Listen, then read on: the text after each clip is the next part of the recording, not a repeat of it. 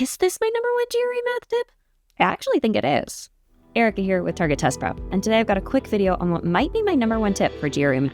Now, if you've watched my video on the 7 GRE mistakes you cannot make, then you know that 2 of the worst mistakes you can make on the test are rushing into solving and rushing into answering, because you can end up wasting time solving for the wrong thing, or worse, you can actually end up answering the wrong question. These are incredibly common mistakes. But there's one 10-second step that can save you from this pitfall on literally every GRE math question. And that's writing down what you're solving for at the beginning of the question and then referring back to it before you submit your answer.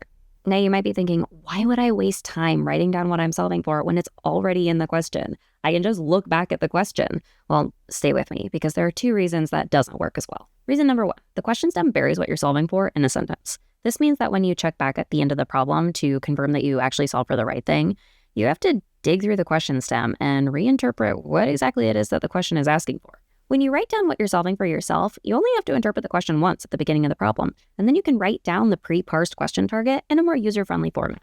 So you can write an equation, x equals question mark, x minus y equals question mark.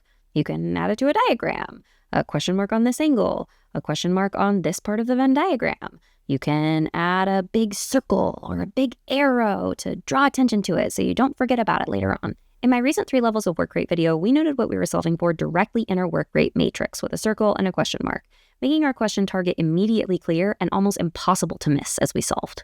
It's also worth noting that the question stem is written by the test maker, who is literally trying to get you to make a mistake. You are on your own side. So for something as important as the thing you're solving for, it's better to rely on yourself.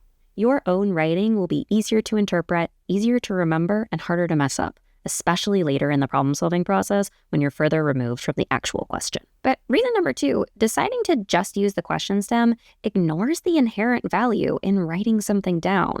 It forces you to think about what it is that you're writing down, forces you to interpret and process that information. Not only does this increase the likelihood that you remember it and return to it later, it can actually kickstart the problem-solving process. So, hey, I'm not solving for x or y, I'm solving for x minus y.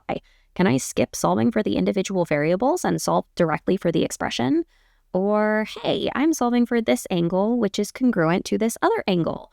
Will the information I have more naturally lead to solving for that angle instead? This is something we saw in the hard problem in the 3 levels of work rate video last week, so check out that video if you want an example of what we're talking about here.